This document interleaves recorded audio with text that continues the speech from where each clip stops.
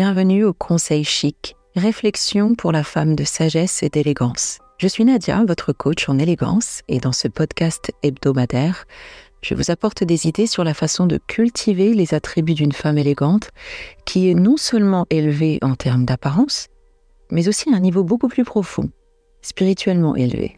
Vous trouverez des références bibliques ainsi que d'autres sources de sagesse. Que vous soyez débutante ou avancée dans votre voyage vers la version la plus élégante de vous-même, une apprentie curieuse ou simplement à la recherche d'inspiration pour un état d'esprit élégant, vous êtes au bon endroit. Alors servez-vous une bonne tasse de votre boisson préférée, asseyez-vous et suivez-moi dans ce voyage de découverte et de croissance.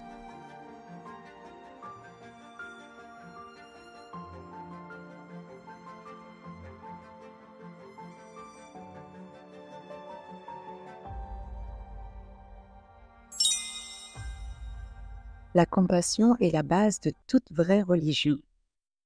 Dalai Lama. La compassion, c'est la capacité de comprendre et de partager les sentiments des autres, en particulier leurs souffrances. C'est une profonde empathie qui va au-delà de la simple sympathie et qui implique le désir d'aider ou de soulager la douleur. Parmi les synonymes de la compassion, on va avoir l'empathie, la sympathie, la pitié, la gentillesse, la miséricorde. Les antonymes de la compassion seront indifférence, cruauté, insensibilité, apathie. Pourquoi je considère la compassion comme une caractéristique de la femme élégante? Parce que la compassion, comme nous venons de le voir dans la définition, consiste à comprendre, ressentir ce que les autres peuvent ressentir. Je répète souvent que l'essence de l'étiquette et des bonnes manières, qui sont des compétences que la femme élégante maîtrise, c'est la considération pour les autres. Et cela ne peut pas être quelque chose qu'on peut feindre. Il ne s'agit pas d'attendre, d'être gentil en espérant un retour de faveur ou en espérant de l'attention en retour. C'est vraiment la capacité d'être là, mentalement, émotionnellement, avec les autres, pour les autres, et d'offrir la douceur de sa présence. La femme élégante peut se mettre à la place de quelqu'un, ou au moins tenter de le faire. La compassion ne se manifeste pas seulement lorsque les choses vont bien. Elle devient vraiment le témoignage de la noblesse d'un cœur lorsque la compassion se manifeste durant des moments difficiles, les interactions difficiles, des situations difficiles. Alors, je vais vous donner un petit exemple pas très glorieux de ce qui m'est arrivé la semaine dernière. Mes deux filles ne sont pas dans la même école, elles sont à 10 minutes de route l'une de l'autre, et pour les déposer ou les récupérer, on n'a qu'un petit créneau de 15 minutes. Donc c'est assez intense tous les jours, le matin et le soir, je cours. Et ce jour en particulier, ce jour-là, j'étais plus en retard que d'habitude. Un de ces jours où on court d'un endroit à l'autre en essayant de cocher toutes ces choses sur la liste des tâches, la to-do list autant que possible. Et bien entendu, c'est dans ces moments-là que tout le monde vous appelle et a besoin de vous. Bref, j'étais en retard. Et pour récupérer ma première fille, l'année dernière, je ne pouvais pas me garer à l'endroit habituel parce que c'était trop loin, ça allait me mettre vraiment très en retard pour la deuxième. Donc, je me suis garée sur le parking d'une maison de retraite et je me suis dit, bon, personne n'est jamais là, j'ai jamais croisé personne ici, j'ai juste besoin de 5 minutes, j'aurais vraiment pas de chance si on vient m'embêter pour ces 5 minutes-là. Donc, je suis revenue 5 minutes après avec ma fille dans les bras et cette dame était là, fâchée. Bon, bien entendu, j'étais en faute, hein, j'ai totalement reconnu. Je lui ai expliqué calmement que je comprenais, je ne me gare jamais ici habituellement, mais qu'aujourd'hui, c'était vraiment impossible. J'ai pris que 5 minutes et je me suis excusée et j'ai commencé à partir, donc à installer ma fille dans la voiture. De toute façon, je n'avais pas le temps. Donc, par contre, elle continuait. Alors, elle continuait avec des insultes. Elle n'était pas très polie. Et en criant que je l'avais mise en retard et que de toute façon, elle allait donner ma plaque à la police. Et l'ancienne version de Nadia, qui aurait été taquine, aurait réagi différemment. Elle aurait pris son temps pour partir et aller certainement lui répondre quelque chose du genre «Ah, vous prenez le temps de prendre ma place, vous avez du temps pour quelqu'un qui est soi-disant en retard». Mais je me suis souvenue, numéro un, que je ne suis plus cette personne, ce n'est pas qui je suis et euh, ce n'est pas qui je veux être. Et je ne laisserai pas le comportement de quelqu'un influencer ma personnalité. Donc, ce que j'ai fait ensuite, c'est numéro 2, j'ai commencé à la regarder avec compassion. Laissez-moi vous dire que c'est très difficile lorsque vous avez en face de vous quelqu'un qui agit comme un démon. Et de regarder cette personne-là et de la voir avec vraiment des yeux humains. Donc, je vais commencer à me dire, ok, elle semble stressée, elle a un certain âge, et on ne sait jamais ce que les gens traversent, on ne sait pas quelle est sa lutte aujourd'hui. Peut-être qu'elle combat la dépression, peut-être qu'elle se sent seule et abandonnée ou trahie. Bon, toutes ces choses-là sont des choses qui peuvent être vraies ou fausses, peu importe, mais c'est un exercice que je conseille à tous parce que, même si, que ce soit vrai ou faux, parce que j'ai envie de dire, il y a peut-être 70% de chances que, effectivement, cette personne traverse quelque chose de difficile, comme beaucoup de personnes. Mais il peut aussi ne rien se passer. Ça se trouve, elle a une vie super heureuse et très tranquille et elle est juste comme ça. Mais pourquoi je vous dis de le faire? C'est simplement pour vraiment voir la personne comme un être humain et vous libérer en fait de cette frustration et de monter au-dessus de la situation. Donc, je suis là en train de me dire, ok, peut-être qu'elle traverse quelque chose de difficile. Heu, voilà, les gens heureux, eux, ne s'attardent pas sur un problème, ils sont simplement heureux, ils prennent la vie à la légère, donc cette femme-là n'est certainement pas heureuse. Alors, je ne suis pas en train de dire que parce que vous traversez des choses difficiles, alors si c'est acceptable d'être exécrable avec les gens, pas du tout. Cependant, je veux que vous gardez cela à l'esprit, parce que c'est un bon moyen de comprendre que la plupart des situations stressantes que vous traversez ne sont pas de votre faute et vous n'avez pas à à vous les approprier. Si vous n'avez rien fait pour rendre la personne déprimée, alors ce ne doit pas être pris pour vous personnellement. Vous pouvez faire preuve de compassion, prendre la situation à la légère, et cela va aider la personne à réaliser, un, qu'elle peut résoudre les problèmes sans être agressive, et aussi vous protéger votre énergie. Vous n'aurez pas votre humeur de complètement détruite à cause de cela. En général, les gens s'attendent à ce qu'on réponde avec la même énergie qu'ils nous délivrent. Donc, s'ils sont énervés, agressifs, ils vont s'attendre à ce que nous aussi nous répondions avec de l'énervement, de l'agressivité. Mais vraiment, en démontrant une certaine légèreté, un détachement, tout en restant respectueuse, vous démontrez une grande noblesse de caractère. Et bien que ce ne soit pas le but, les personnes n'ont pas d'autre choix que de se calmer parce qu'ils se rendent compte qu'à côté de votre dignité, eh bien, eux, ils paraissent ridicules. Je repense à cet incident où une activiste PETA est venue perturber une avant-première présentée par le chanteur américain Pharrell Williams à Toronto, là récemment. Elle était avec sa pancarte en train de crier et Pharrell se tourne vers elle, s'adresse à elle et lui dit: «Vous avez raison, vous avez bien raison, que Dieu vous bénisse».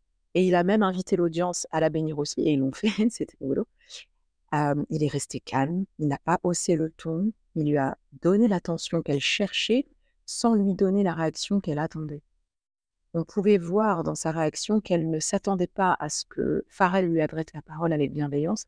Elle a juste donc continué à crier en se tournant vers une des caméras, donc je pense que c'était pour ne pas perdre la face au final, avant d'être escortée par la sécurité. C'était vraiment très classe, sa manière de gérer la situation. Et à la place de cet activiste, je me serais sentie totalement ridicule. La compassion peut être démontrée simplement en partageant un mot avec un étranger. Vous ne savez pas comment vous pouvez changer complètement la journée de quelqu'un simplement en souriant.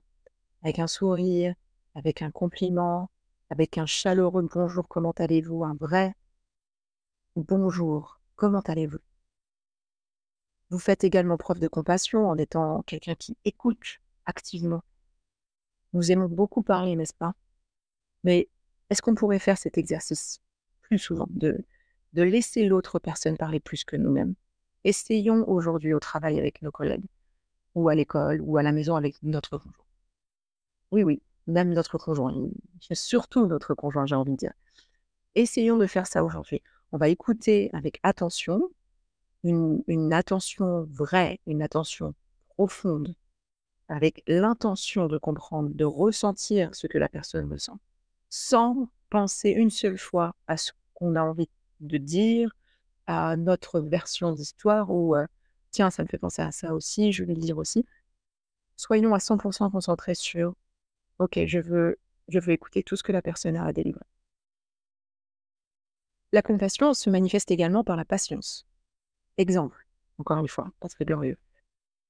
J'ai cette tendance à terminer les phrases de ma fille de 8 ans parce qu'elle est à l'âge où elle a des milliards de choses à dire, mais elle ne sait pas comment tout exprimer aussi facilement qu'elle le voudrait.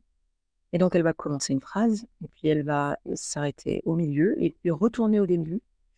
Elle va ensuite se perdre dans ses pensées, elle va essayer de trouver les bons mots, et puis elle va retourner encore au début de la phrase, et au final, je finis sa phrase. Enfin, je tente de finir sa phrase. Et je réalise que ça ne l'aide pas du tout, et en plus, ça la frustre, elle ne se sent pas du tout écoutée, parce que je lui donne l'impression que je veux expédier la conversation.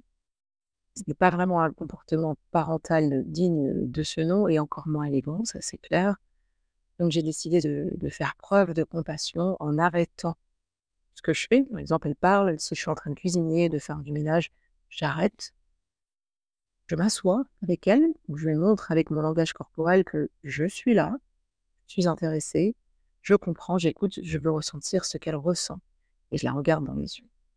Donc je sais que c'est pas évident, on a tous... mais c'est bien d'avoir des moments où on est vraiment concentré et qu'on montre cette patience-là envers, alors, pas seulement vos enfants, mais n'importe qui en réalité. Donc maintenant, comment cultiver la compassion? Eh bien, nous devons sortir de nos propres têtes et de nos propres sentiments. Alors pas totalement, bien entendu, mais vous comprenez que tout est une question d'équilibre. C'est vrai que nous, les femmes en particulier, nous sommes très en accord, on va dire, ou très conscientes de nos sentiments, nos émotions, ce qui est une bonne chose parce que nous savons les ressentir, nous savons les identifier, les gérer. Mais si on reste trop dedans, trop centré sur nous-mêmes, on risque de ne plus voir ou de ne pas comprendre que la personne en face de nous a aussi ses propres sentiments à elle, ses propres émotions. La réalité d'une personne peut être une réalité tout autre pour une autre. On pourrait être tous dans une même pièce, mais ne pas la percevoir de la même manière à cause de ce que nous ressentons à l'intérieur de nous, parce que nous n'avons pas les mêmes insécurités, nous n'avons pas les mêmes blessures, nous n'avons pas les mêmes expériences, nous n'avons pas les mêmes joies, nous n'avons pas les mêmes sources de bonheur. Et donc, on pourrait réellement être tous dans une même soirée, par exemple, mais à cause de ce qui se passe à l'intérieur, des différences que nous sommes, eh bien, nous n'allons pas vivre la soirée de la même manière, tout simplement. Et donc ça, il faut en avoir conscience. Ainsi, une chose peut vous être très offensante ou blessante, mais sera totalement neutre ou acceptable pour quelqu'un d'autre. Et être compatissante, c'est vraiment avoir atteint cette capacité de pouvoir dire « je t'entends, je te comprends, je comprends ton émotion », au lieu de dire « ah, tu t'es en colère pour ça? Tu pleures encore pour ça? Franchement, tu exagères, tout, c'est pas grand-chose. » Ça, c'est du mépris. C'est carrément annuler le fait que la personne peut avoir des sentiments. Ça diminue ce que l'autre peut ressentir. Ça n'a rien à voir avec de la compassion. C'est même ignorant. Parce que lorsque les gens partagent leur peine, lorsqu'ils partagent leurs préoccupations, on doit, même si on ne comprend pas à quel point c'est grave pour eux, on doit écouter et comprendre que cela touche la personne, même si ça ne nous touche pas, nous. Et je vais vous laisser aujourd'hui avec un verset très inspirant dans le thème de la compassion, en Éphésiens chapitre 4, verset 32. « Soyez bons et compatissants les uns envers les autres, en vous pardonnant mutuellement, comme Dieu vous a pardonné en Christ. Si vous avez aimé cet épisode, si vous avez des questions, des suggestions, n'hésitez pas à me laisser un commentaire, un like et partagez s'il vous plaît. Si vous aimez aussi les phrases d'affirmation ou de déclaration, vous pouvez visiter ma chaîne YouTube Madame Kabongo. Vous y trouverez une vidéo spécifiquement sur la compassion dans la playlist Affirmation pour la femme élégante. Et pour encore plus de conseils pour devenir la meilleure version de vous-même, en étiquette, en élégance, en communication, vous pouvez me suivre sur Instagram, Facebook, Threads et YouTube. Vous me trouverez toujours là-bas sous le même nom, Madame Kabongo. Merci beaucoup de votre écoute et surtout n'oubliez pas, la compassion n'attend pas de retour. À la semaine prochaine pour notre dernier épisode de cette première saison.